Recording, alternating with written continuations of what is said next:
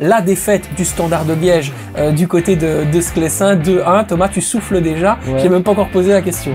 Ah oui, mais pose la question.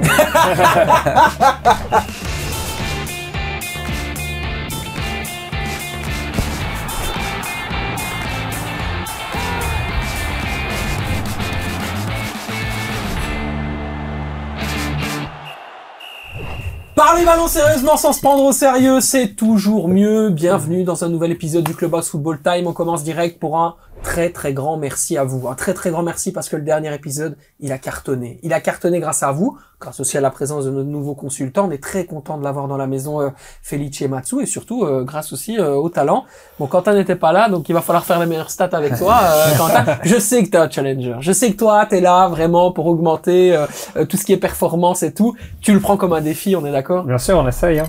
Ouais, c'est bien. Je suis pas dépendant de tout, malheureusement, mais Ouais. on donnera toujours tout. Bah, en attendant, je suis très content de te retrouver. Je voulais te le dire. Est-ce que tu as eu l'occasion de visiter un stade ou faire quelque chose cette semaine? Ouais, j'étais samedi soir à Standard de Liège, club de Bruges. Un match très chaud. Une belle ambiance. Franchement, c'était la plus belle ambiance de ce début de saison à Sclessin. Un match marqué par des décisions arbitrales, franchement, ouais, on en parlera dans l'émission, mais il y a beaucoup de choses à dire. Et il en sera évidemment question dans le match de la semaine. Standard Bruges, ne bougez pas, le gros débat du jour, et on se projettera directement sur le classique Anderlecht Standard qui suit. Bonjour mon Xavier. Bonjour, ça va? Comment ça va? Ouais, ça va pas mal aujourd'hui. Bravo pour le Milan. Hein. Bravo. Ah, quand même. Non, Bon mais match, parce que franchement, je pense que c'est un des seuls gros matchs vraiment que j'ai regardé ce week-end. Félicitations parce qu'on est en train de retrouver les Rossoneri comme on les aime, cette volia, cette volonté de gagner, ça fait du bien avec un Alexis Salemakers. On prendra le temps d'en parler dans un instant diable, bien sûr, cette saison, mais qui est vraiment en train de revivre, quoi. C'est génial. En fait, il joue enfin à sa place, surtout ça, donc ça qui est important. Ouais, c'est très important. Et avec un Massimiliano Allegri qui avait fait les beaux jours du Milan, de Ouais. 2011 à 2014, si je ne Ouais. m'abuse. Et qui est en train de faire quelque chose de bien. Alors qu'il a été aussi, fort décrié quand ils l'ont ramené, enfin qu'il a été un peu jeté de la Juve et tout ça, mais au final, il fait du bon boulot apparemment. Et Thomas, comment va Moucron? Moucron, Ils vont en Premier- bouffe aussi, mais... premier au classement, 4-0, nouvelle victoire, voilà, tout va bien, Ouais, franchement, posé, quoi. très bien. Je vais essayer d'appeler Anthony Knockaert, là, dans les prochaines semaines. C'est un de nos targets. Voilà, comme ça, on vous donne un peu les listes du mercato. On cherche évidemment à agrandir l'équipe et agrandir la liste de talents. Si vous êtes un talent, n'hésitez pas dans les commentaires. Vous nous dites, je suis un talent, et on viendra parler avec vous pour essayer que vous nous le prouviez, bien évidemment. J'avais une petite question en préambule de cette émission, messieurs. On va parler de l'Union Saint-Gilloise. L'Union Saint-Gilloise qui, à domicile, n'a pas encore encaissé un seul but cette saison en Jupiler Pro League. C'est absolument génial. C'est énorme. Ça montre aussi et ça prouve son statut de leader. Pour autant, on le sait, mercredi soir, sur les coups de 18h45, il y aura une rencontre passionnante à suivre. L'Union Saint-Gilloise recevra le Newcastle United Football Club. Est-ce qu'on peut envisager éventuellement une victoire face aux Magpies, Quentin? Pas vraiment à domicile, parce que ce sera au Lotto Park. Donc ça joue aussi clairement, parce que c'est pas la même atmosphère, c'est pas la même ambiance, c'est pas le même stade. Simplement, ils ont l'habitude. Après, Newcastle, ça reste Newcastle, mais il y a un quoi jouer. C'est la Ligue des Champions, c'est 11 contre 11. Newcastle a eu un gros match contre Arsenal, a dépensé beaucoup d'énergie ce week-end. Tout est possible. Ils l'ont très bien fait au PSV, même si c'était pas du tout la même adversité. Surtout la défense du PSV n'est pas. On a vu Nick Pope ce week-end contre Arsenal, il était incroyable. Donc ils vont avoir dur, mais je pense qu'un très bon point serait déjà très bien. Avec un 4/6 en Ligue des Champions, ils doivent essayer de faire quelque chose. Est-ce que c'est aussi une manière de rassurer les gens qui étaient un peu moins optimistes à l'idée de cette victoire face au PSV Eindhoven qui a réussi à obtenir l'Union Saint-Gilloise il y a quelques semaines? Est-ce que c'est une manière de confirmer et de faire un peu taire, on va dire, les jaloux, quoi? On va dire ça comme ça. On peut dire ça comme ça, mais bon, la victoire face au PSV était entièrement méritée. Mais je suis grave hypé par ce match contre Newcastle parce que j'ai vraiment hâte de voir un Burgess et même un Ross Sykes, et j'espère qu'il sera titulaire face à je pense que c'est son équipe préférée en Angleterre. Donc je pense que pour lui c'est un match très important. Donc j'espère que Connolly va l'aligner, pardon. Mais je parle de cette défense parce que tu parlais en intro que l'Union n'a jamais encaissé à domicile. Et justement, je vais mettre en lumière cette défense parce que je pense que c'est plus grâce à la défense qu'au gardien, même si c'est un très bon gardien.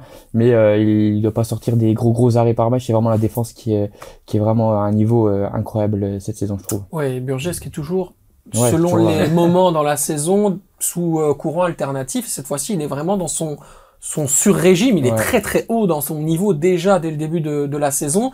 voilà, j'espère que ça va tenir. C'est la constance, hein, souvent le plus compliqué. Bon, il y a quand même beaucoup de matchs sur lesquels on va pouvoir s'appuyer sur lui, mais oui, il fait vraiment un terrible début de saison, bien aidé par Fedeleisen, je trouve.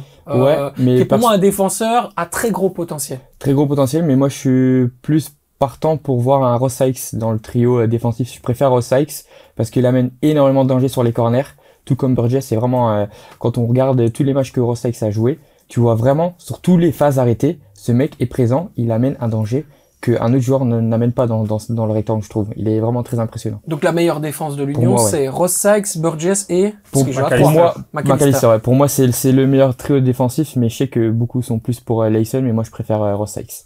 Xavier, ton avis là-dessus? Bah moi, je pense que il y a quand même peut-être de la place pour l'Union, parce que Newcastle, ça reste Newcastle, mais ils ont joué un grand match comme Quentin l'a dit ce week-end, mais ils sont dans une mauvaise spirale, hein.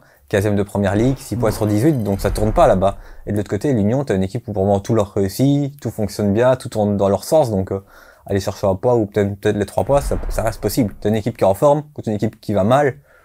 Donc quand tu vois les différences de dynamique, ben je pense qu'il y a moyen d'aller chercher quelque chose. Et par contre, Leisen, je pense qu'il jouera, qu'il a été au repos ce week-end. Ouais, je pense donc comme David, il sera titulaire quand même. Ouais, effectivement. C'est 22 ans, hein. Fedeleisen, c'est un vrai prospect. Moi, j'avais été impressionné par son match face au PSV Eindhoven. Je peux comprendre que Ross Sykes, dans la dynamique du match face aux Magpies, Sébastien Pocognoli pourrait l'utiliser de manière extrêmement intelligente, mais peut-être que ça peut justement être un adjuvant selon le cours de la rencontre. On sait qu'un match a plusieurs vies, surtout en Ligue des Champions. Imagine si tu viens à mener, ce qui est tout à fait possible, 1-0 à la mi-temps. C'est pas quelque chose d'improbable, il faudrait vérifier les statistiques, mais je pense que c'est jouable. Un mec comme Ross Sykes qui vient justement te bonifier ton arrière-garde pour les 45 minutes qui suivent, c'est quand même un adjuvant assez important, Thomas. Ça peut être aussi dans cette stratégie-là que Pocognoli pourrait le mettre en place. C'est sûr, et son défaut aussi à Sykes, si je peux en sortir un, c'est qu'il est un peu trop lent. Donc si tu compares à Leisen, c'est déjà la différence. Donc je pense que Pocognoli va peut-être plus opter pour un Leisen dans ce type de match-là. Même si je reste sur ce que je viens de dire, je préférais voir un Ross Sykes. Sachant que Newcastle joue en 4-3-3 avec Elanga sur le côté droit, donc ça va être rapide. Ils ont juste un problème, c'est qu'on sent qu'il y a l'absence d'Isaac, parti à Liverpool, qui fait très très mal à l'attaque de Newcastle. Il a déjà étudié l'équipe, hein. Il est excellent. Il est bien revenu, notre Quentin. On en profite pour vous dire qu'on arrive bientôt à 10 000 abonnés. 10 000 abonnés, ça veut dire quoi? Ça veut dire qu'il va y avoir des cadeaux. Donc, on y est presque. Là, il reste à peu près 70 abonnés à aller chercher. Si on le fait d'ici le dernier épisode, évidemment, on va vous offrir des cadeaux, on va vous gâter. Donc, n'hésitez pas, likez et abonnez-vous, bien évidemment. Et on enchaîne avec le d'accord, pas d'accord, messieurs. Le d'accord, pas d'accord.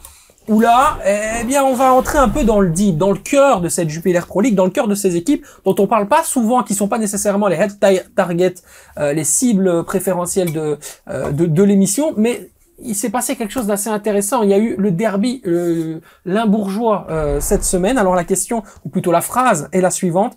Quel match?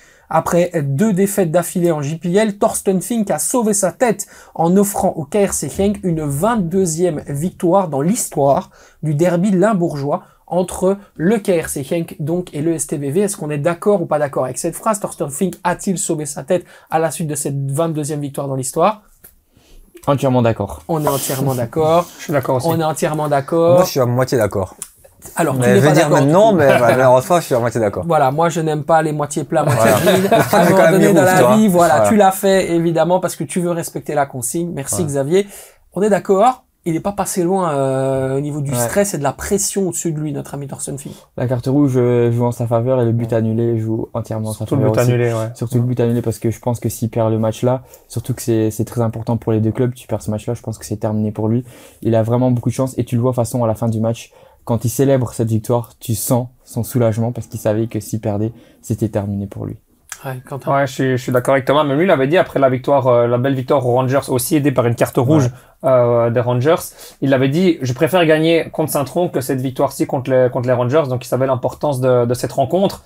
Et il faut pas oublier que sans la victoire, ils sont 14e sur 16 du championnat, juste devant l'OHL et Dender. Quand tu t'appelles le KRC Genk, c'est assez compliqué. Et surtout, on peut pas dire, le mercato qu'ils ont fait, il est très bon. Ils ont gardé des très très bons joueurs. Ils ont gardé leurs meilleurs joueurs. Ils ont du El Wadi, ils ont du Smet, ils ont du Stucker, ils ont Renel. Je vais pas tous les citer, mais ils ont un très très bon effectif. Et ça me prend pas. Donc, est-ce que la direction pourrait se dire, on va tester un autre entraîneur justement avec un tel effectif, ça doit être vachement mieux au niveau des résultats et de la qualité du jeu proposé. Donc il a eu très chaud en effet. En fait, c'est vrai qu'il y a une forme de transition. Il y a un attaquant camerounais qui est arrivé pour remplacer, pour pallier le départ d'Aroko Daré, mais je pense que dans l'esprit n'était pas prêt parce que forcément on avait imaginé comme titulaire en tout cas Thorsten Fink avait imaginé O comme titulaire, donc ça forcément ça change beaucoup de choses. Jouer avec un joueur comme O et jouer avec le circuit qui a toujours été le circuit préférentiel quelque part du KRC Genk, c'est-à-dire le centre qui vient de la droite pour un joueur qui met la tête derrière, c'est devenu quelque chose de téléphoné, mais c'était tellement facile à mettre en place que c'était efficace. C'était le cas avec Suo Onuachu, c'était le cas sous Aroko Daré. Maintenant, on n'a plus le joueur pour faire ça. Et c'est justement là qu'on voit ses limites. Parce que c'est là qu'un bon coach doit faire la différence. Il doit savoir se dire, c'est fini de balancer des grandes prunes devant à Aroko Daré. Non, il faut un peu de football, il faut un peu de jeu. Parce qu'avant, honnêtement, ça ressemble à rien. À chaque fois que j'étais voir Genk, même cette saison, la saison dernière, quand il y avait Aroko Daré qui monte au jeu, c'était toujours la même chose. Donc c'était vraiment moche. Un coach doit justement mettre sa patte, mettre la différence. Allez, il a des joueurs comme Stuckers, Ito, du Caretsas, de Hainaut, il y a des joueurs de ballon là-dedans. Donc il doit savoir faire mieux, honnêtement. Mais après, O a quand même marqué, si je me trompe pas, 14 buts la saison dernière sous ce système-là. Donc c'est que ça lui convient quand même. Je pense que son non-transfert vers Stuttgart joue beaucoup aussi dans sa tête et ça va être assez compliqué pour Genk parce que qu'il retrouve justement cette confiance et même auprès de son entraîneur. Enfin, je sais pas, moi je trouve que la situation O est quand même très délicate et ça jouera en défaveur du KRC Genk. On a recruté un attaquant du côté du KRC Genk avec Youssef Erabi. Ça semble être un joueur capable d'entrer dans la rotation. Ce que Dimitri de Condé avait pu faire comprendre, c'est que c'était lui, entre guillemets, pour pallier au départ de Zekiri. C'était l'objectif. C'est ce qu'ils ont fait. Maintenant, voilà, il faut répondre présent directement. Erabi est un joueur qui vient d'Amarby, qui est pas nécessairement un club extraordinaire, D1 suédoise, en très gros potentiel, on est d'accord, potentiel de joueur qui peut à un moment donné être impactant, mais encore une fois, on a recruté des joueurs en devenir pour faire des marches de vente du côté de Dimitri de Condé. On n'a pas fait un joueur qui, à un moment donné, pourra directement mettre 20 buts, quoi. Mais tu l'avais avec O. T'avais pas besoin de recruter un top attaquant parce que t'en avais un dans ton effectif, donc il a recruté un backup. Donc moi je trouve pas ça si mauvais. Non. Donc non, la stratégie, et il y avait j'ai oublié son nom, tu en as parlé, le Camerounais qui joue avec les U23 de Genk, j'ai oublié son nom. C'est un vrai potentiel, c'est pour ça que je le dis. Dans l'esprit de Dimitri de Condé, c'était lui pour Aroko Daré, il a anticipé, quoi. Ils ont 3 attaquants et je pense que les 3 ont des qualités différentes mais qui peuvent parfaitement fonctionner dans cette équipe de Genk. Il faut juste trouver la bonne formule et pour l'instant Fink n'a pas encore trouvé cette formule là et comme tu le disais, son effectif il est quand même assez costaud, donc je pense que ça devrait comme s'arranger pour Genk. Mais c'est une équipe, franchement, et je vais venir à toi Xavier, qui est friable. Dans mon état d'esprit, la façon dont je vois cette équipe depuis le début de saison, 1, elle ne m'impressionne pas, 2, excuse-moi, mais on reste sur le même problème de la saison dernière, c'est une équipe qui est bonne en termes de possession et de domination, mais bien souvent cette domination est stérile, et 3, malgré tous les joueurs de talent et les joueurs et tu l'as très bien dit, sont bons balle au pied dans la construction, il n'y a pas de folie dans cette équipe. Non, c'est ça, et en fait, comme tu dis, c'est le même problème que l'année passée. C'est juste que l'année passée, comme l'a dit Quentin, c'est que tout rentrait, donc c'est plus ça. Même si t'encaisses 2 ou 3 goals, le problème c'est que tu vas mettre 3 ou 4, donc ça gomme un peu, et ça fausse un peu l'image qu'on avait de Genk, hein. Au final, ça a toujours été comme ça, assez fébrile, assez, lors des gros matchs, toujours délicat à vouloir trop jouer au ballon et permettre, regarde, ici c'était un derby, les joueurs de Satron, ils en voulaient. Ils allaient au duel, ils mettaient la pression. Genk, ils sont toujours juste là pour jouer au ballon. Il y a un moment, ça va plus. Et moi, j'ai mis non dans ton pas d'accord, que je pense que les dirigeants de Genk, ils sont assez intelligents, et c'est pas juste sur le résultat de ce match-là qu'ils vont, s'ils voulaient virer Thorsten Fink, ils l'auraient déjà fait. Et au final, t'as des faits de match qu'ils gagnent ici. Mais c'est pas ça qu'ils vont... Même s'il l'aurait perdu, il l'aurait pas viré, je pense. Tu penses qu'il l'aurait pas viré s'il avait... Après, ça se jouait pas que sur un match, hein, parce qu'ils sont voilà, s'ils gagnaient pas, c'est pour ça, mais justement, ça a été la goutte d'eau, justement, ouais, parce que ils étaient 14e s'ils gagnaient pas, donc c'était une accumulation du début de la saison. Ils l'auraient déjà fait avant, ou ils attendront la trêve, toi. Qu'ici, ils savent que ils ont gagné, mais ils ont eu beaucoup de chance, quoi, toi. C'est trop sensible comme type de match. Si tu perds ce derby-là, après les résultats qui ont précédé, je pense que non, c'était fini pour lui. Je sais pas, au final, quand tu vois la qualité du jeu, quoi qu'il arrive, je pense s'il voulait le virer, même en gagnant, s'il voulait le virer, il l'aurait fait, toi. Non, pas d'accord avec ça. Donc je pense pas que c'est ce match-ci. Pour moi, c'était vraiment, ça aurait été vraiment la goutte d'eau s'ils avaient perdu, c'était licenciement pour Thorsten Fink. T'en penses quoi, toi, d'ailleurs? Moi, je pense que effectivement, Thorsten Fink, je le répète, ce que je viens de dire, ne montre pas ce que le KRC Genk doit être, c'est-à-dire un club qui est à la fois aussi entre la domination et l'efficacité. Pour moi, c'est ça la force du KRC Genk qui a toujours gagné. C'est un club qui, ils ont une tradition dans la construction, de domination, d'un jeu balle au pied, etc., avec des jeunes talents qui montent tout le temps. C'est une équipe qui a demandé, je veux dire, se mettre le cul par terre pour le dire un peu vulgairement, et se faire mal pour aller gagner. Et Thorsten Fink, j'ai l'impression que son collectif est pas capable de faire ça. Moi je trouve que vous êtes quand même assez dur avec Genk parce que certes ils sont en bas de classement, ils ont pas beaucoup de points, mais je pense qu'ils auraient mérité beaucoup plus de points parce que je trouve que le jeu n'est pas forcément si mauvais que ça. Okay. Je me souviens par rapport au match face à l'Union, ils ont dominé l'Union en deuxième mi-temps, ils étaient nettement meilleurs. Moi je trouve que cette équipe de Genk n'est pas si exécrable comme vous le décrivez. Enfin, je trouve que c'est un peu... Non, ça joue bien au foot, mais moi, je trouve que ça joue pas mal. Le moment où ils ont besoin d'aller un peu plus au ballon, de mettre le pied, ils arrivent pas. Ça reste toujours comme t'as l'impression de voir une équipe de U21 qui veut juste jouer au ballon. Oui, et puis il y a aussi un côté, moi, la saison je dernière. Pas parce que Ito amène justement ce côté créatif, ce côté, je vais vers l'avant, j'ai envie de créer des occasions. Moi, je trouve que Ito fait bien son boulot. Voilà, je trouve que Ito, effectivement, est la bonne recrue. Mais il est un peu plus vieux, toi. C'est pour ça, j'ai l'impression que les jeunes, ils ont pas envie, comme Safa dit, ils ont pas envie de se faire mal sur le terrain. Mais il y a aussi, et alors là, cette année, moins. Mais la saison dernière, c'est ce qu'on l'avait reproché, on l'avait déjà dit. Parfois, t'as l'impression qu'ils sont un côté hautain dans le jeu, quoi. Ouais, c'est plus ça. Et là, je trouve aussi qu'il y a un manque de confiance par rapport aux résultats qui sont pas bons, mais le jeu est correct pour moi. Et t'as des circonstances comme je viens de le dire aussi. La situation de haut, ça joue aussi, je pense, dans un groupe, dans cet effectif. Donc, il y a plusieurs circonstances. Et les points qu'ils ont aujourd'hui, je trouve qu'ils auraient mérité nettement plus de points que ce qu'ils ont aujourd'hui. Je voulais ajouter une petite question à lancer comme ça dans le débat. C'est cette décision arbitrale fortement discutable sur une faute, vraisemblablement sur Moujahid Sadiq, qui a été sifflée par l'arbitre de ce dimanche après-midi.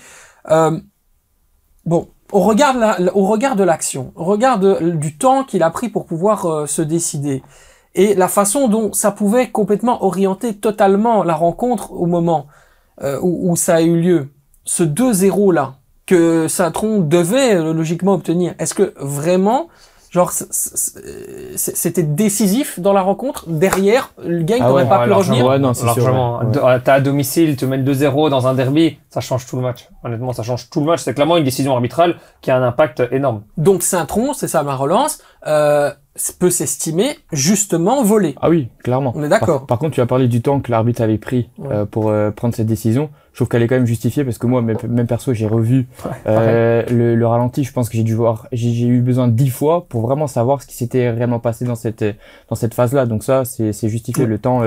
Mais la décision n'est pas bonne. Parce que toi, hier, par exemple, comme souvent... Ah, parce que t'avais vu direct que Non, mais regarde, par exemple, hier, souvent, le lundi, t'as Jonathan Lardo, le patron des arbitres, qui sort sur les réseaux une petite vidéo, je crois que c'est avec le diffuseur du truc, sur certaines phases d'arbitrage, pour en reparler. Et il dit qu'il s'attend à ce que, vu la phase, que le VAR n'intervienne même pas. Parce que le but aurait dû être validé, donc il s'attend à ce que le but soit validé, donc quoi que là, Saint-Tron se fait voler à ce niveau-là. Et vu la phase, je connais pas le règlement exact de la VAR, mais pour cette phase-là, la VAR n'aurait pas dû intervenir. Donc en soi, ça aurait dû aller très vite pour décider. Bah, moi, je pensais qu'ils avaient intervenu de base pour une phase d'hors-jeu. C'était ça le truc. C'est pour ça qu'ils ont intervenu. Pour moi, la faute, je la vois même pas, en fait. Donc, a priori... Si aujourd'hui on cible des fautes pareilles, excusez-moi, mais on joue plus au football. C'est de plus en plus courant de siffler de bêtes fautes comme ça. Ouais, je sais, mais je trouve que il y a même pas faute. Je comprends même pas qu'on ait utilisé cette VAR pour cette faute parce que moi je pensais que c'était pour le hors-jeu. Bon, il met son pied en avant, il est plus rapide et il anticipe la trajectoire de balle. Donc il récupère le ballon. Je vois pas pourquoi on doit siffler à ce moment-là. Moi je pensais que c'était pour hors-jeu quand ils ont sifflé. Mais après coup, j'ai entendu que c'était pour une faute.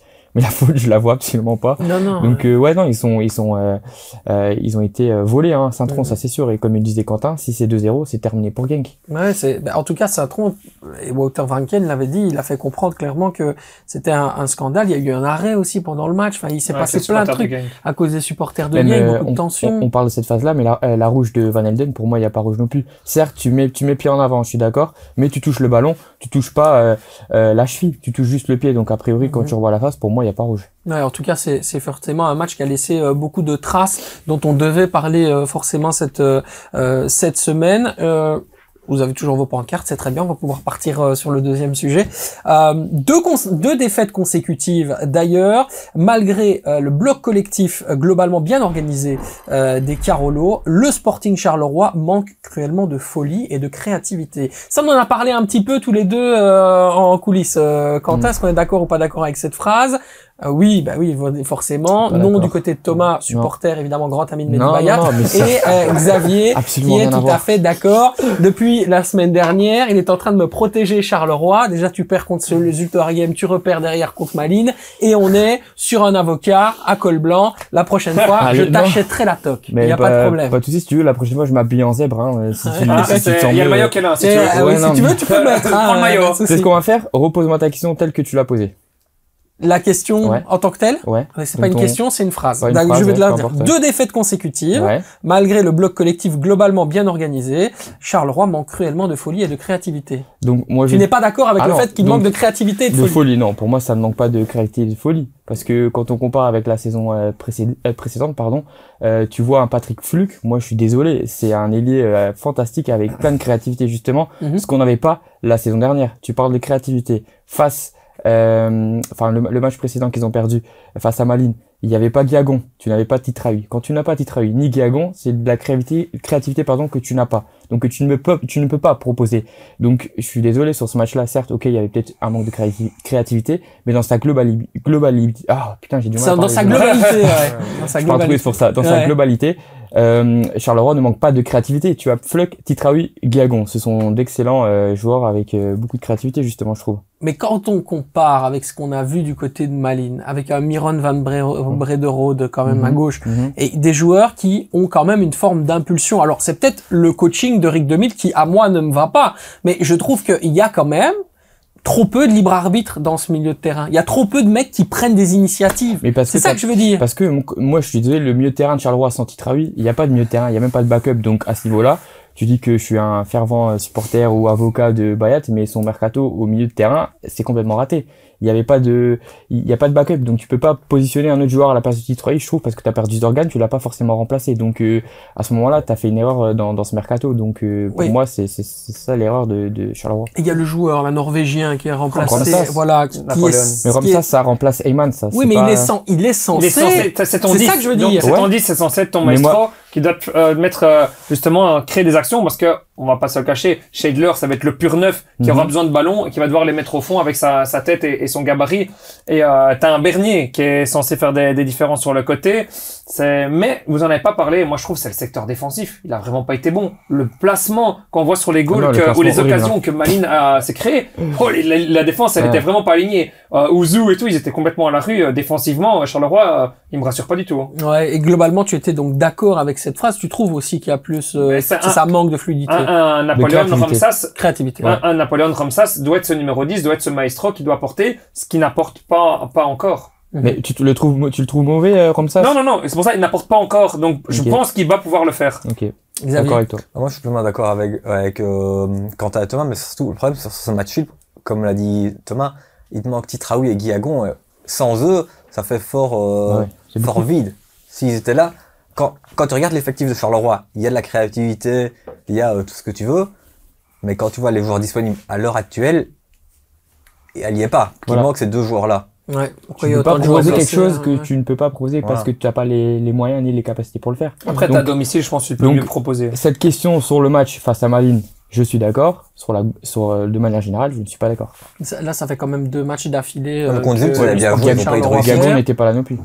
Non, Guiagon n'était pas là, mais je pense que quand on est un bon entraîneur où on change son dispositif tactique pour créer une forme de différence dans l'animation, ou alors on change complètement les joueurs, j'en sais rien. Faut avoir des joueurs créatifs dans ton œil pour pouvoir faire ça justement. Et il n'y a pas d'autres joueurs créatifs que ces joueurs-là, c'est ça que tu es en train de dire. Donc les joueurs qui sont sur le banc ou qui peuvent amener, les joueurs qui viennent d'arriver, etc., sont pas capables de faire ça. Sur le banc, pour moi, il n'y a pas de joueurs créatifs, non. Mais dans le 11, oui.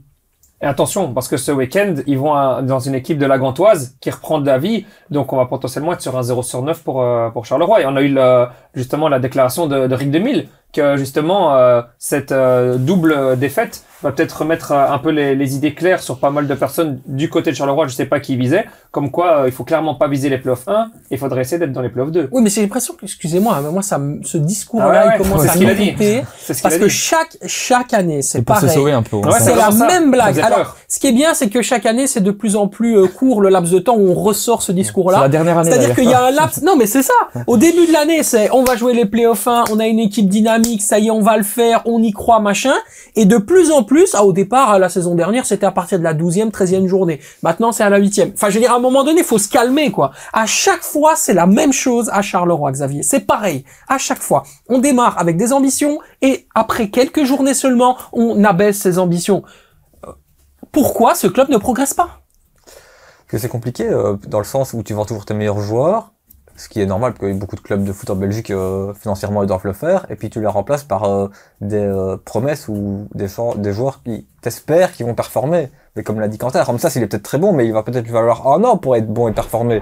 Donc pendant cette année-là, bah toutes les années c'est des années de transition, que toutes les années t'as un bon joueur ou deux qui vont bien jouer, tu les vends, t'as des nouveaux qui doivent s'adapter, donc au final tu restes au milieu ventre mou quoi. Mais structurellement, ce club a un plafond de verre. La réalité, c'est ça, c'est qu'aujourd'hui, ils ont besoin peut-être d'un nouveau stade, peut-être d'une nouvelle dynamique, peut-être de nouveaux dirigeants, j'en sais rien, mais ils ont besoin d'avoir clairement une révolution dans la façon dont on fait progresser la structure. Pour moi, là, on arrive à un plafond qui a été tapé, en fait, à Charleroi. Et il peut y avoir des super joueurs, etc., ben, c'est bien la preuve que ce n'est pas ça le problème. C'est pas ça le souci. Regarde, Schedler. Ben, pour moi, Schedler, à la limite, je trouve que c'est un meilleur joueur dans l'effectif de Charleroi que pouvait l'être Soulich la saison dernière. Ah oui, mais complètement. Donc c'est une avancée sur le point de vue individuel. C'est un super transfert. Comme Fluke, c'est pareil. Comme Fluke, mieux que Bernier, par exemple. Voilà. Mais dans le cadre de Charleroi et le contexte de Charleroi, ils reviennent au niveau de ce qu'est Charleroi. Ils n'arrivent pas à sublimer l'équipe. Et Ramsas, meilleur qu'Aymans, pour la cerise sur le gâteau. Pour moi, ils ont clairement, justement, mais ils ont pas remplacé les organes. Et ils ont pensé beaucoup trop au secteur offensif. Le secteur défensif, pour moi, est vraiment... Après, ils ont recruté du Gaudin qui doit remplacer du Ncita. Il est où Mbenza? Mbenza est parti à Guingamp. Ah, tu parles de... Ouais, non, je l'ai confondu avec Mbenza. Mbenza, il est des fois dans la sélection, des fois pas. Il est au loft. Ouais, donc c'est aussi un joueur créatif qu'on pourrait éventuellement, mais bon. On fait quoi avec Mbenza? C'est pas un joueur qui peut t'apporter quelque chose, il est pas là, pourquoi il est pas là? Voilà, c'est ça, pourquoi il est pas là, on doit sûrement, il y a des sujets qu'on ne peut pas traiter parce que il y a sûrement des choses qui se passent dans le club. Je pense qu'il a changé d'agent, c'est ça le problème. Ou peu importe, ça reste mon analyse de la chose. Il est quasiment plus sur le banc non plus, donc il était ce week-end parce qu'il y avait des blessés, donc il en a profité, mais il est même rentré d'ailleurs. Mais ouais, Mbenza c'est un joueur créatif, mais Mbenza dans les meilleures conditions t'apporte la créativité nécessaire. Je sais, mais ça fait 3-4 saisons. Mais ouais, ça fait 3-4 saisons qu'il a Charleroi. Est-ce qu'on peut parler d'un bon moment de Mbenza? Ouais, peut-être en piston droit ou en piston gauche, je sais pas. Il arrive pas à être titulaire genre pendant toute une saison, toi. C'est pas un joueur de base.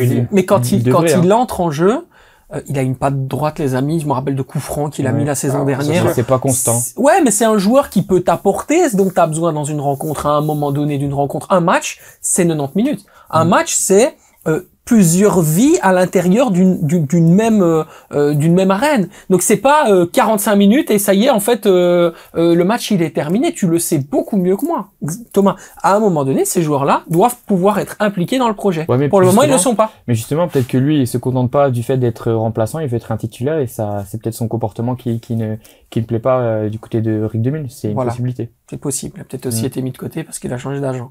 On va passer au match de la semaine, qui est un match de la semaine très important. Pourquoi? Parce que forcément, on va tout de suite se projeter sur celui du week-end prochain, messieurs. On y est, là, directement. On est dans cette idée du classique belge, le gros moment, ce qui est censé être le gros moment de notre championnat de Belgique, dont on espère qu'on verra beaucoup de football et pas autre chose d'ailleurs. Anderlecht Standard, mais juste avant, forcément, on se focus sur Standard Bruges, la défaite du Standard de Liège, du côté de Sclessin, 2-1. Thomas, tu souffles déjà. J'ai même pas encore posé la question. Ah oui, mais pose la question. Ben oui, voilà, la question elle est simple. On va lancer les dés directement et puis après on va débattre. Est-ce que la défaite des Rouges est méritée? Non, absolument pas. Ça me fait, c'est même triste, je trouve, parce que pour moi, c'est le meilleur match du Standard cette saison. Ils avaient vraiment l'occasion de prendre à nouveau les 3 points du côté de Sclessin. Ils l'ont pas fait, mais Ils ont peut-être perdu, mais ça me rassure pour la suite parce que je me souviens il y a 2 semaines, Quentin n'était pas très confiant par rapport à ce Standard. Mais moi, ça fait 2 matchs que je vois et 2 matchs où je suis vraiment très confiant. Et je pense que cette équipe peut aller loin cette saison. Ah oui, bah Ouais. écoute, en tout cas, ce qui est sûr, c'est que Sous œuvrard. beaucoup Pas de Souredi. supporters pensaient clairement, et alors je l'ai lu notamment beaucoup sur les réseaux sociaux, que ce soit sur Instagram ou sur Twitter ou même sur Facebook, le Standard a regardé le club de Bruges droit dans les yeux. Est-ce que c'est vrai ça? Ouais, moi j'étais au stade, donc je peux le dire honnêtement, j'ai 21, 22 000 personnes, je sais pas combien il y avait de monde, mais ouais, on était tous impressionnés par la qualité de jeu et le football proposé par le Standard de Liège et le fait de les voir avec autant le ballon et se créer autant d'occasions. 18 tirs. Tu mets 18 tirs au club de Bruges. Je pense que je sais pas la dernière fois que le Standard a fait, même contre une plus petite équipe ou autre, a fait autant de tirs sur un match. Et ouais, clairement, ils ont eu plusieurs fois la possibilité, notamment de passer à l'avantage au score, notamment en deuxième mi-temps, avec ce début de deuxième mi-temps de folie qui a été entériné par la carte rouge de Marlon Fossey qui a complètement tué le match. Ce carton rouge a tué le match, mais oui, clairement, le Standard aurait revendiqué bien mieux que ses 0 points. Mais du coup, tu ressens cette dynamique, tu ressens qu'il y Bien a un sûr, changement. exactement. Il y a Ok. il y a déjà eu, je les attendais pas, ça faisait 15 ans qu'ils avaient plus gagné à Westerlo. J'étais très étonné de les voir gagner 0-2. Ils ont joué avec leurs armes. Ils ont fait leur football pour aller gagner là-bas. C'était pas un déplacement facile. Et oui, là, clairement, le football proposé était vachement mieux. Même si je pense qu'il peut encore avoir des changements tactiques. J'aimerais bien, par exemple, ne plus voir un Ayensa dans le 11 titulaire et voir. J'aimerais bien le voir dégager. Voilà, j'aimerais Non, que mais il cet homme apporte rien. parte. Honnêtement, il apporte rien il apporte pas une réelle plus-value, je trouve. Et Ok. j'aimerais bien voir le duo Thomas Henry avec Nkada. J'aimerais bien voir Thomas Henry qui est un vrai buteur. Parce qu'on a encore vu Thomas Henry n'est pas le finisseur que le Standard a besoin. Parce qu'en première mi-temps, cette occasion-là, il doit la tuer. Il doit faire comme Habit qui n'est pas un buteur, ami à Westerlo. Tu fais un pointu tout droit. Là, il fait un intérieur du pied. Et justement, en déviation, Henry doit être titulaire tous les jours au Standard. Parce que il apporte tellement dans cette reconversion offensive, notamment l'occasion qui se sont créées en début de deuxième mi-temps, ou dans des longs ballons d'Epolo et de la défense. Il est incroyable dos au jeu. Et justement, à Nkada, on le voit quand il monte au jeu, il a faim, il a cette vitesse. Et je pense que le duo là pourrait être pas mal. L'aspect émotionnel dans cette rencontre, pour moi, est vraiment la raison pour laquelle le Standard ne gagne pas.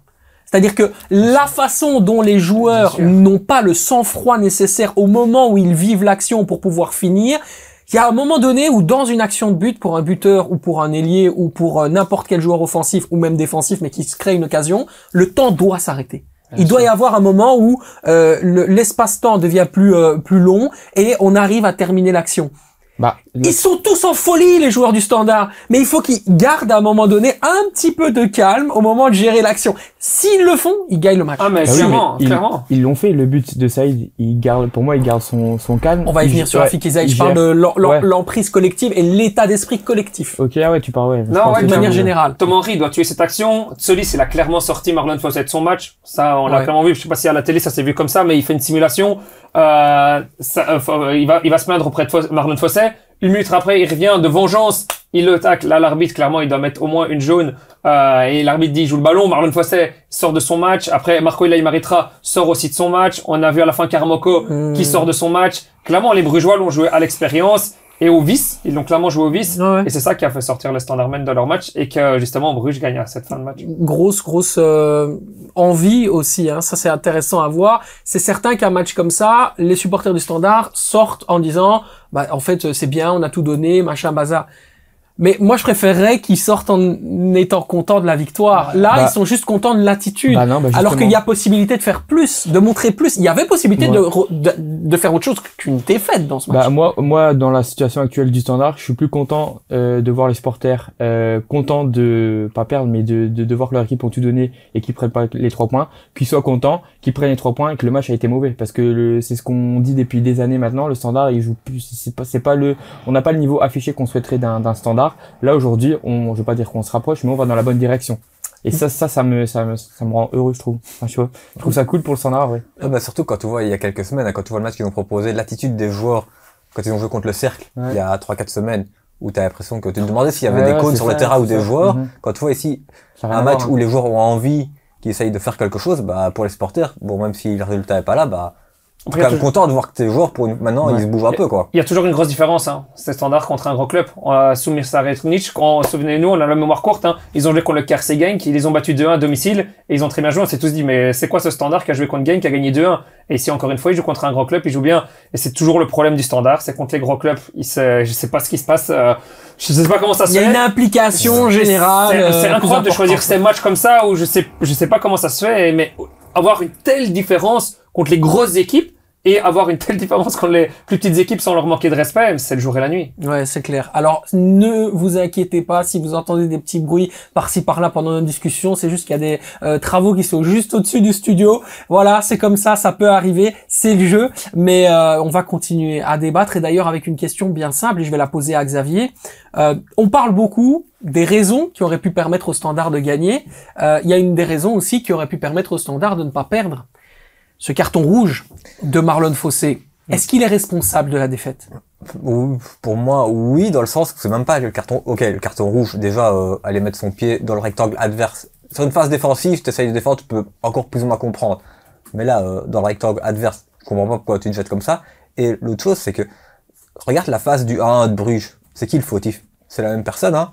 Il repique sur le joueur de Karamoko dans l'axe et il laisse le Tselis tout seul 2 mètres derrière lui. Et Tselis, il est tout seul pour ajuster. Donc, en dehors du carton rouge, il est surtout fautif sur le 1 de Bruges, hein. S'il tient un peu, et cette phase-là, la même phase, Fossé, quasiment à tous les matchs, c'est comme ça. Enfin, souvent, des buts encaissés. Chaque fois, il lâche son homme pour repiquer dans l'axe. Et chaque fois, il se retrouve tout seul. Et là, Tselis, lui, il se fait pas prier, il conclut. Et je dis, cette action-là, tu peux la regarder sur une saison, ça arrive tout le temps avec Marlon Fossé, malheureusement. Ouais. Thomas, il y a une chose qu'il faut dire, c'est que peut-être faut le dire à Marlon directement. Marlon, this is not capoeira, this is not gym, you know. Ce n'est pas de la gym. T'as vu la façon dont il va mettre son pied quasiment sur l'oreille du joueur. Ouais, c'est bête, hein. C'est bête, mais dans le fin fond, je trouve pas ça rouge non plus, perso. Le geste, ok, il est vraiment bête, c'est vraiment ridicule. Mais ça va, il le touche pas, y a pas mort d'homme, quoi. Non, il peut juste lui exploser le cerveau, y a pas de souci. Ouais, mais en pleine vitesse comme ça, les belles cales sur la tête, ça passe, ça. C'est encore une fois un débat interminable. Il y en a qui vont dire oui, il y en a qui vont dire non. Je pense qu'il faut... Attends, si tu mets pas rouge là sur... tu mets pas de carton rouge. Question simple. Moi, je pose une question. Quand tu revois la phase au ralenti, je donne jaune, pas rouge.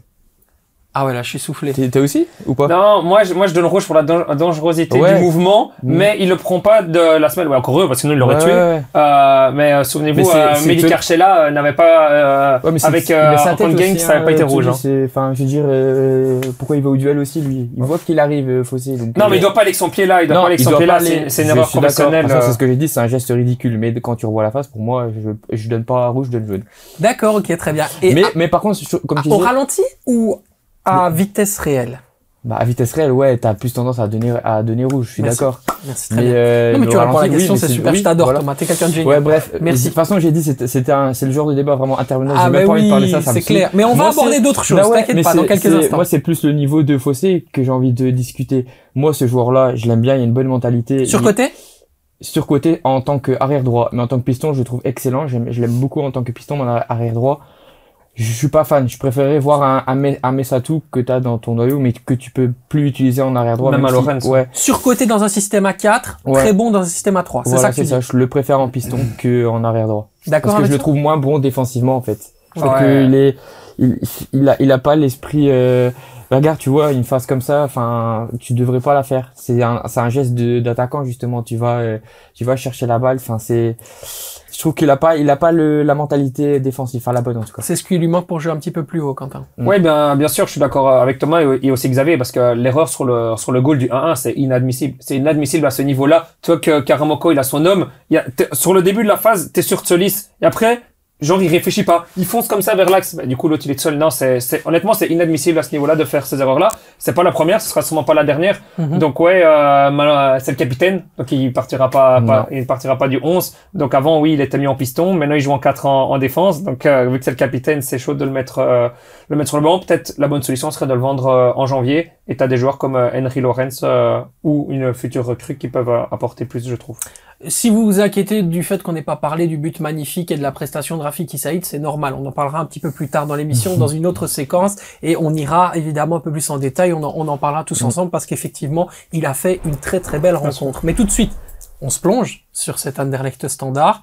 Est-ce que c'est pas le meilleur moment pour le Standard d'affronter Anderlecht? Bien sûr.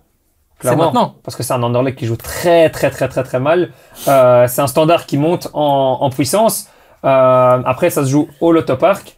Après, clairement, si le frère il est intelligent et tout, il met la déclaration de Camara dans le vestiaire. Et c'est bon, les joueurs du Standard, ils sont motivés. Quand à une semaine du Classico, tu dis comme ça que tu vas gagner à la maison et tout, c'est donner à manger à ton adversaire pour pouvoir te battre. Donc oui, le Standard monte en puissance. Un Anderlecht, clairement, qui me convainc pas, qui me rassure pas. Encore ici contre l'OHL a eu énormément d'occasions franches. Donc franche parce que il y a un Kozmans qui a fait pas mal d'arrêts de sif, on l'a pas mal critiqué dans ce début de saison. Kozmans a été quand même important pour ramener un point d'une équipe de l'OHL qui était vraiment pas en forme.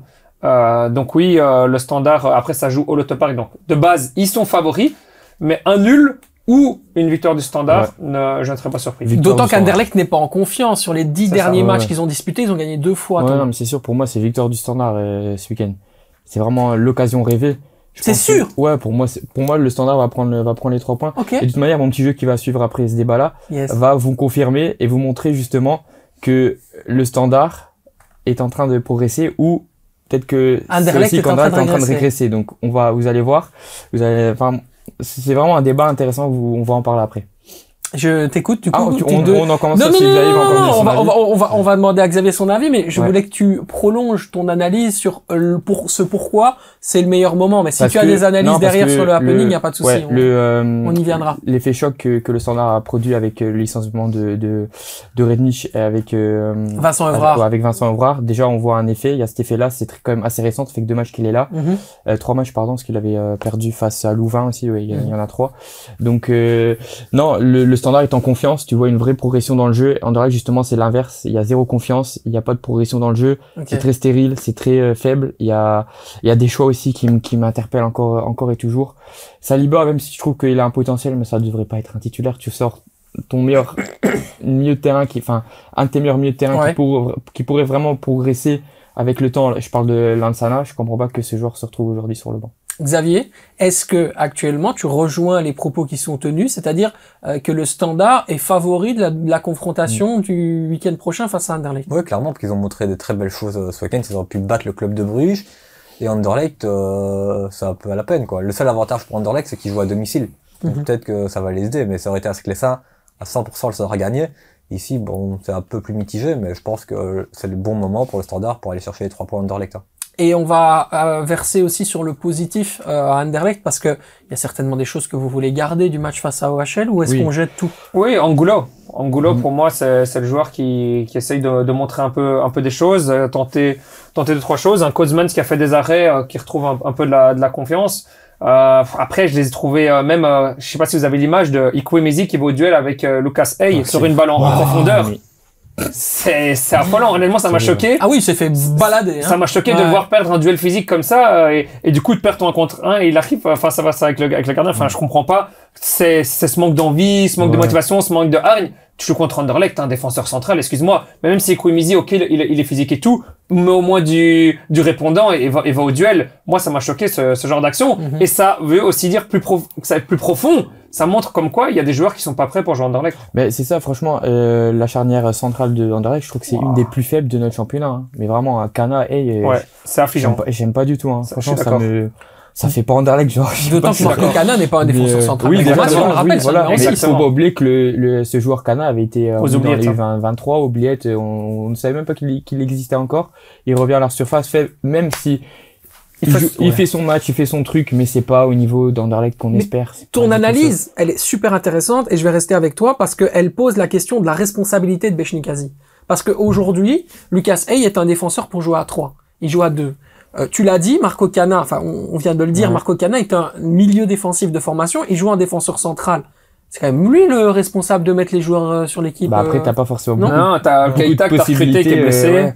Lui, c'était un bon prospect apparemment. Ouais, Il avait fait une bonne préparation. Malheureusement, il est blessé. Je pense que c'était 3 mois, donc on est plus proche d'un retour que. Il y avait plus d'autres défenseurs à mettre. Hein. C'est ça que vous êtes en train de Ils ont dire. recruté le jeune Turc de Aston Villa. Et il fait quoi lui? En plus, le coach, Recruter 7 millions d'euros en provenance de, je crois que c'est Kassim Passa. il devait être titulaire parce qu'il revient par de. Aston Villa. Au début, il dit qu'il était pas prêt physiquement et tout. Aucun souci avec ça. Le trêve international, il joue les 90 minutes avec les U21 de la Turquie. Le coach Beshnikazi, ou U23, le coach Beshnikazi dit ouais, c'est bien, il a joué les 90 minutes, il a repris de l'énergie, il va être prêt physiquement. Il joue Non, pas. mais je pense qu'il a joué aussi avec les U23 d'Anderlecht en D2 aussi. Hein. Je pense qu'il a joué un match donc Ouais, mais pour reprendre le rythme. Donc ouais, c'est assez spécial. C'est très bizarre, mais bon après il a peut-être pas de possibilité non plus. Vas-y, c'est pas pour le défendre hein, parce que je suis pas forcément fan de ça. Mais ce qui me fatigue aussi, c'est que moi, par exemple, et on l'avait présenté dans Wait and See la saison dernière, je connais un défenseur central qui s'appelle Ludovic Wola, qui est un défenseur central gaucher, qui a beaucoup de talent, qui a peut-être besoin de cette place de titulaire chez les U23, qui a besoin peut-être de progresser. C'est des joueurs qui, à un moment donné, doivent suivre leur cours. Le Sporting d'Anderlecht est naturellement, dans ses veines et dans son fonctionnement, un club formateur. Là, on en vient à boucher des places qui sont dédiées à des jeunes de la formation pour faire jouer des joueurs qui sont en prêt. En prêt.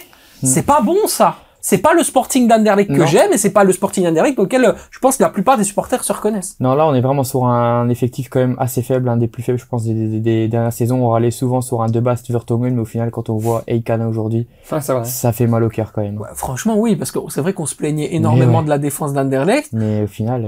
on était tous là à dire heureusement que Kozman c'est là, Xavier le premier parce que c'est son meilleur pote. Non mais il a fait une bonne saison la saison dernière franchement. Ouais, mais c'est pour ça que ça me fait dire que, et que je me permets de dire que je trouve que la charnière actuelle d'Anderlecht est une des pires de notre championnat. Mais donc du coup on met la responsabilité sur Beshnikazi ou on met la responsabilité sur la qualité des joueurs? 70. Donc c'est la direction qui a pas bien recruté ou c'est l'entraîneur qui n'augmente pas la qualité de son effectif? Sur la charnière centrale, c'est pas forcément de sa faute. Il peut rien. S'il a pas les possibilités, il peut pas prendre sa baguette magique et ajouter des atouts ou des trucs à ses joueurs quoi. Enfin, vous venez de rajouter encore un peu plus de poids justement sur la tête d'Anderlecht parce que moi je voulais justement parler du versant offensif.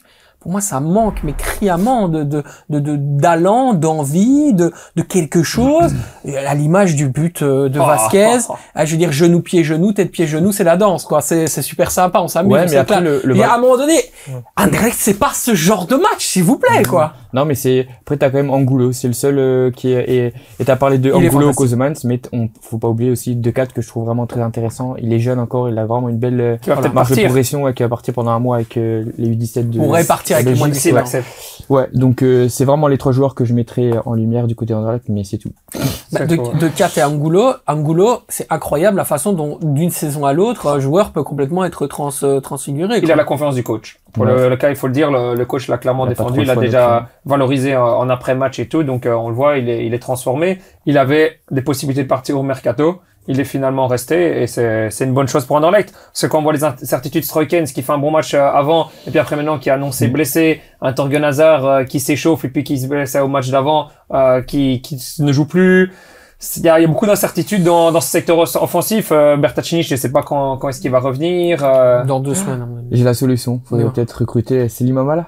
Oui, super, c'est Limamala, génial. C'est ce qui était dans. Il a été proposé, mais c'est évidemment pas concret au moment où on se parle. C'est délicat quand même. Enfin, c'est standard Anderlecht. Enfin, je sais pas trop. Non, lui, il a été formé à Anderlecht. Ouais, mais bon. Selim, donc s'il refait retour, c'est après lui, il s'en fout.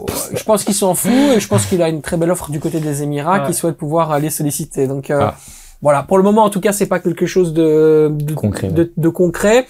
Mais ce qui est réel aussi, c'est que c'est une option qui pourrait être, s'il trouve toujours pas de club, ultimement réactivée si jamais il n'y avait pas d'accord sur la prolongation de Mario Stroikens. Et à l'heure actuelle, il y a eu des balbutiements de discussions, mais il n'y a pas nécessairement eu un accord sur une prolongation pour Mario Stroikens. Donc voilà, je pense que c'est quelque chose qui est laissé plutôt au frigo, qu'on pourrait réactiver dans les prochaines semaines si jamais des choses bougent. Mais ça, voilà, il a été proposé, comme il a été proposé dans d'autres clubs, en Belgique, et que ce n'est pas sorti dans la presse. Voilà, c'est quand même important. C'est vrai que c'est bien que tu me permettes de faire un point là-dessus, mais c'est marrant. Allez, cet Anderlecht Standard va se terminer par quel score final? Et puis on va sur le happening de Thomas. 1-1. 1-1. 0-2. 0-2. 0-1. Allez, et moi je dirais un but partout. Voilà, comme Quentin. Ton happening, Thomas. Alors, c'est un jeu très simple, un jeu que t'adores. Je pense que c'est ton jeu préféré si je me base sur la saison précédente. Yes. Donc, le but, c'est vraiment très simple. C'est vraiment de choisir entre joueur 1, joueur 2, et on va juste comparer le 11 des deux équipes. Donc, je vais commencer par toi, ensuite toi, et C'est on vrai fera que le c'est tour. vraiment un jeu que j'aime bien. Et comme ça, ouais, c'est vrai. Mais vous allez voir, justement, on va en parler après. Je vais pas trop en dire, mais vous allez voir. Ouais, Enfin, tu moi, j'ai fait le test. le gardien, j'espère. Bah oui. Ah, bravo. Moi, j'ai fait, bah, bien, c'est fait exprès. Ah, oui. Je vais pas commencer par l'attaquant, hein. Ce serait quand Allez, même- je commence par le gardien. Allez, t'es prêt? Kozemans ou Epolo? Kozemans. Sardella ou Fossé? Sardella. Hey ou Omao? Omao. Kana ou Dirks? Dirks. Augustinson ou Mort? Augustinson. Lansana ou Ilaim Amaritra, pardon. Lansana. J'ai bugué. Decat ou Nielsen? De 4. Hazard ou Ayensa? Oh, hasard. Angulo ou Saïd? Angulo. Vasquez ou Henry? Henri. Et on termine avec Huerta ou Abid? Abid. Voilà. Donc, Ouais, je pense aussi. donc pense si on fait le comparatif avec la saison dernière, parce qu'on avait fait une vidéo aussi, il y avait beaucoup plus de joueurs d'Anderlecht et donc beaucoup moins de standards. Et là, c'est un peu l'inverse. Donc c'est pour vous montrer que il y a vraiment un changement au sein d'Anderlecht. Je pense que c'est plus la régression d'Anderlecht qui fait tâche. Mais même si on peut quand même Il y aussi a beaucoup de notifier- joueurs d'Anderlecht, hein, quand même, je trouve. Ouais, je citer sais, ici. mais comparé à la saison dernière, il y avait peut-être que un ou deux du standard. Donc, je trouve que ça monte et que le standard remonte dans l'estime et dans la qualité aussi des joueurs. Je commence à sourire parce que je pense tout de suite à vos commentaires sur TikTok, sur tous les réseaux. Ça Ah va ouais, vraiment c'est- faire parler, c'est sympa. J'attends évidemment de voir et de lire avec une énorme banane tous vos commentaires sur le fait qu'on est absolument pas du tout d'accord et ça va très très bien se passer. Ça va être extrêmement marrant. L'instant diable, maintenant, il est dédié à un homme, Jérémy Doku, absolument fantastique dans le match contre Burnley. Alors vous me direz ce n'est que Burnley, mais ce qui est certain, c'est qu'il est vraiment en train d'exploser du côté de Manchester City et il est en train de devenir encore le joueur, un joueur encore meilleur sous l'égide de Pep Guardiola. On a l'impression véritablement que son début de saison est vraiment exceptionnel. Il faut évidemment continuer. Alors la question, on va la poser à Quentin. Quentin, Jérémy Doku, est-il actuellement le meilleur ailier du monde? Ouais, meilleur ailier du monde, je dirais pas, parce qu'il y a Lamine Yamal, Michael Olise du Bayern Munich qui sont très très très forts. Par contre, il a tout pour devenir, pour moi, un des meilleurs ailiers gauche du monde, parce qu'il a cette vivacité, il a cette technique, il a aussi cette force de battre n'importe quel défenseur en 1 contre 1, surtout que Manchester City joue contre des blocs bas, et donc il peut clairement faire cette différence. Et il a déjà battu 2 records de Premier League, rien qu'uniquement ce week-end contre Burnley. Il a touché 22 touches dans la surface de réparation adverse, c'est un record, et 59 touches dans le dernier tiers de l'équipe adverse. Donc il a clairement tout pour battre les records cette année. C'était une année aussi où il a été 2 fois décisif contre Manchester United, buteur en Ligue des Champions contre Napoli, ici passeur décisif contre Burnley, mais il est surtout, quand on regarde, impliqué dans les 4 premiers goals de Manchester City. Donc ce qui lui manque, c'est clairement les statistiques par rapport à la saison dernière, parce il peut être ce game changer, ça peut être ce joueur, un peu comme un Neymar, qui pouvait faire cette différence en 1 contre 1. Il lui manque les stats. Il a l'air d'avoir compris ça, donc il a l'air d'avoir passé ce switch pour avoir les statistiques cette saison. Maintenant, il faudra aussi voir la gestion de Pep Guardiola, et c'est là qui est très important. Parce que l'année dernière, Pep Guardiola le faisait énormément tourner, du Savio, du Marmouche. Ici, il a eu la chance de jouer parce que les autres étaient blessés. Il a saisi sa chance. Maintenant, il va falloir qu'il continue et qu'il soit encore titulaire. Oui, merci beaucoup pour ça, Quentin. Thomas, le meilleur joueur de Manchester City qui, dans les 5 buts de son équipe, n'en marque aucun. C'est quand même un petit peu compliqué. Ouais, mais moi je trouve que c'est un peu, comment dire, tout le monde pense toujours aux statistiques, c'est vraiment hyper important, mais je trouve que l'apport d'un joueur dans le jeu, c'est nettement plus important, et je trouve que Jérémy Doku fait ça, il est impliqué dans les 4 premiers buts, hein. Il est impliqué, donc il est là quand même d'une manière ou d'une autre. Il fait des pré-assists, il amène de la vitesse, il amène de la créativité. C'est toutes ces choses-là qu'on a besoin dans un très très bon ailier. S'il a pas les stats, on s'en fout, parce que il est là, il est présent, et aujourd'hui, on parle de lui. Il amène des comptes son camp. Quand on regarde la vidéo du premier goal, ce qu'il fait entre les défenseurs, c'est très très fort. Ce qu'il fait sur la passe décisive également à Haaland, c'est très très fort. Donc, mais je suis d'accord avec toi. Attention, je répète la question. pour devenir le meilleur C'est là, ailier du monde. je veux dire, je Oui, suis d'accord après- avec toi. Et comme je disais, ce qui manque pour qu'il soit, parce que ailier du monde, il y a de Lamine Yamal, de Olise, mais je veux dire à gauche, parce que les autres jouent à droite. Donc je pense qu'être à gauche, il a clairement le potentiel pour l'être, mais il manque les stats, parce qu'on sait que les stats sont très importantes. Voilà, et la question Ouais, qui suit, je vais la poser à Xavier, après je vais venir à toi Thomas, c'est indissociable. Les statistiques buts, pour devenir dans le panthéon des meilleurs ailiers, c'est quelque chose qui doit absolument matcher, on est d'accord. C'est la Oui. raison pour laquelle Léao actuellement est complètement à dégringoler dans le classement. Oui, clairement, mais après, quand tu regardes, c'est que le début de saison, mais quand tu vois, j'ai l'impression que niveau stats, cette année, ça va peut-être aller. Que quand tu regardes, cette année, en 6 matchs de première ligue, il a déjà fait 3 assists, et 3 assists, il a jamais fait autant toutes ces années à Rennes, en une saison complète. Ici, on a fait que 6 matchs. En Ligue des Champions, un match, un but, alors qu'avant, Jérémy Doku, c'était 33 matchs de Coupe d'Europe, seulement 3 buts. Donc, tu vois, Et il a marqué 2 buts avec la Belgique aussi. aussi, tu vois. Et il a marqué contre Naples en Ligue des Champions. Donc tu vois, ouais, c'est ça que je dis, un match ou un but. Donc cette année, pour le moment, il y a encore beaucoup de matchs, mais pour le moment, niveau stats, il est là, il répond présent. Mhm. Il faut qu'il tienne sur la durée. Mais pour le moment, les stats, elles sont là pour moi. Donc il faut qu'il continue comme ça. Donc si les stats sont là, et qu'il est toujours pas le meilleur du monde, comment il fait pour devenir le meilleur Tu du m'as pas monde? posé la question si c'est le Bah, je te le meilleur. demande. Bah, ailier gauche peut-être, parce qu'à gauche, il y a personne qui me vient à l'esprit. Ah, mais là, c'était à ailier. droite, c'est différent. C'était ailier de manière Voilà, ailier générale. de manière générale, non, parce qu'il y a Lamine Yamal, il y a Dembélé, bah, il joue dans l'axe, mais il peut être sur le côté aussi, toi. Ah, Michael Il Olise. sera jamais sur le côté gauche, Dembélé. Il y a Olise, toi aussi, donc, C'est ce qu'on peut faire. Voilà. Tu nous poses la question après la Coupe du Monde. Ok, tu préfères Et si ça fait bien. Kvaratskhelia ou Doku? Bah, moi, de coup, c'est un Belge, donc je m'en fous. Non, non, en fait, on est une émission d'experts, mais à un moment donné, on va se En calmer. stat Non. à gauche, faut pas oublier Rafinha. Parce que Honnêtement, Rafinha sort ouais, quand même c'est d'une vrai. saison monstrueuse Voilà. en statistique qui est même au classement Non. du Ballon d'Or, pour revenir là-dessus, aurait dû être vachement plus haut. Parce que c'était Devant lui, à l'heure c'était actuelle. 14 buts en Ligue des Champions. Eh ben, on va le rationaliser, les gars. C'est sympa, on va jouer. Moi aussi, je vais vous faire un happening. Vinicius, plus fort que Doku. On est d'accord? à l'heure l'instant, actuelle, non. à l'heure actuelle, Non, mais c'est une question générale. Donc, il y a Vinicius, devant Doku, il y a qui? Pour moi, hein. Vinicius, Rafinha, Mhm. Kvaratskhelia, Varane, non, moi, je préfère Désiré Doué. C'est tout? Doué devant Il est top 5. Doku. Il est top 5, mais il est pas, il est Doué cinquième. devant Doku. Désiré Doué? Moi, je préfère Doku que Doué. hein. Frérot, Désiré Après, tu Doué. vois, mais ça, c'est C'est des... un joueur extraordinaire. Mais- parce que... C'est un Dou- butant et en plus parce- il joue sur le côté gauche et il parce- sait qu'il jouait ouais, dans mais l'axe. Il joue en Ligue 1, avec tout le respect que je lui dois, il joue en Ligue 1. Je suis désolé, il joue Ouais, contre des ok. peintres. Hein, et... J'adore ce genre de débat, Non, mais- mais je m'en délecte, je kiffe. mais c'est Donc vrai. en gros, t'es en train de me dire que Désiré Doué Mais t'as- est moins fort que Jérémy Doku? Mais parce que tu parles encore une fois de statistiques. Il a, Non, il a- non, non, non, oui, j'ai- mais- tu m'as oui. pas entendu parler de Oui, chiffres. non, non, mais Je du parle coup, de niveau mais intrinsèque. dans ta tête, ça fonctionne comme ça. Donc, statistiquement, il a quand même beaucoup plus de stats que de coups. D'où était d'accord avec moi ou pas? Moi, Donc, ça fonctionne pas comme ça. oui, moi, je suis arrête, pas non, d'accord avec toi. Donc, hein. automatiquement, dans ta tête, enfin, tu vas plus dire que t'es fan Ah, de, pour moi, de Doué. Désiré Doué est un futur ballon d'or en puissance, ce qui n'est pas actuellement Jérémy Doku. Ouais, mais Dans l'état d'esprit, oui, dans mais ce là, que tu je parles de vois, maintenant. et dans ta le manque de question sont, est-ce constance. qu'il peut devenir? Donc là, il y a encore une fois un quiproquo. Donc pour moi, Ouais. Doku peut parfaitement devenir l'un des meilleurs ailiers. Et à ce jour, je préfère Doku que Doué. Et Doué pourrait jouer à côté de Doku, ils pourraient jouer ensemble. Ce qui n'est Non. pas possible avec Doku, Que- puisque Doku, mais non, mais c'est parce Ah que ouais. Doku, c'est un peu ça le problème, c'est qu'il est cantonné à son côté, quand il est à droite, c'est plus du tout le même joueur, quoi. Non, mais Et t'es quand il est dans l'axe, n'en parlons pas. Mais C'est t'es pas, quoi- c'est pas un joueur d'axe. Mais t'es quand même d'accord avec moi, même si c'est un débat qu'on a déjà entendu parler 40 000 fois, mais t'es quand même d'accord avec moi que c'est quand même plus facile de jouer en Ligue 1, plus facile, vous avez compris, que en Première Ligue. Oui, mais je pense qu'il y a tellement de concurrence pour être dans le 11 de base du PSG, entre les joueurs du PSG, que Ouais, pour être dans le 11 du PSG, faut quand même le faire. à City, avec la rotation, quand t'as Marmouche, Savio et compagnie qui sont là, Guardiola... Savigno, pas Savio, s'il te plaît. Ouais, ça, Savigno. c'est, ouais, Savigno, c'était préféré, parce qu'il était écrit Savio, mais... Je t'ai taqué. Mais tu vois, je veux dire, dans le sens où il y a beaucoup de concurrence et rester titulaire comme ça sur son côté gauche, on l'a vu les années précédentes, c'est compliqué.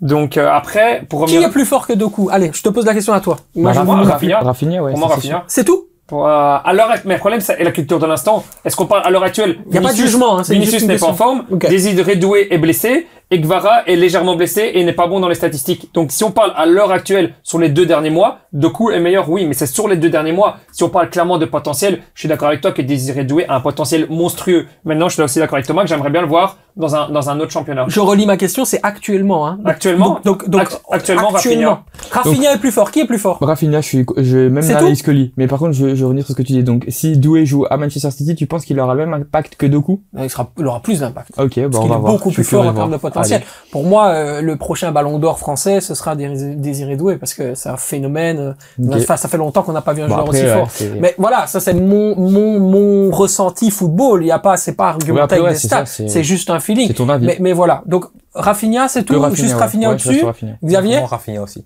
Rafinha, ben voilà, moi. Et c'est bien. Du coup, on est belge. Soyons très fiers de ça, de voir un Doku monter en puissance une année de Coupe du Monde. C'est incroyable. Voilà. S'il peut continuer à monter en puissance comme ça, moi, je serais plus Et content. si tu veux des places au PSG, je peux appeler, je t'en donne. Hein. Ah, c'est gentil, c'est gentil. Mais j'en ai déjà. C'est Ah ouais, gentil. bah ça Non, m'étonne mais Ça pas. fait plaisir. C'est des copains. J'embrasse évidemment toute la team.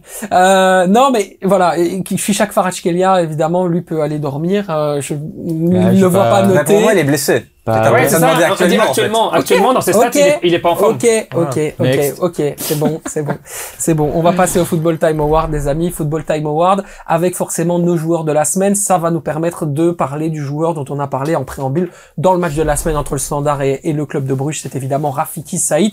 C'est ton joueur de la semaine. Exactement, incroyable. Je me souviens du joueur quand il est arrivé sur courant alternatif, capable du meilleur comme du pire, de marcher sur le ballon et de tomber, comme de faire tomber notamment Joachim Seyss. On parle quand même de Joachim Seyss qu'il avait en face, international belge, appelé en sélection, qui est voué à un énorme avenir, qu'on a notamment loué les éloges ici pas mal de fois. Il lui a mis la misère. J'ai jamais vu Joachim Seyss en difficulté comme ça en championnat belge, même des fois en difficulté comme ça en Ligue des Champions. Donc ce qu'il lui a fait, c'était incroyable, et le but qui nous sort est très très bon. Il a notamment pu être crédité d'une passe décisive sur l'occasion ratée de Tom Henry, faut pas l'oublier. Il a été excellent dans ce match, et clairement sous Evrard, je trouve qu'il monte clairement en puissance. C'est peut-être lui l'élément dont pourrait avoir besoin le Standard pour encore hausser son niveau jusqu'au play-off. Ça, game changer. Lui et Abidin, les deux. Et Abid aussi remonte en puissance, qu'on en a parlé précédemment. On avait pu le voir notamment la première mi-temps contre la Louvière. On s'est dit, mais c'est qui ce joueur? Il a du potentiel. Après, il a été blessé, justement, une blessure au mollet lors de ce match-là.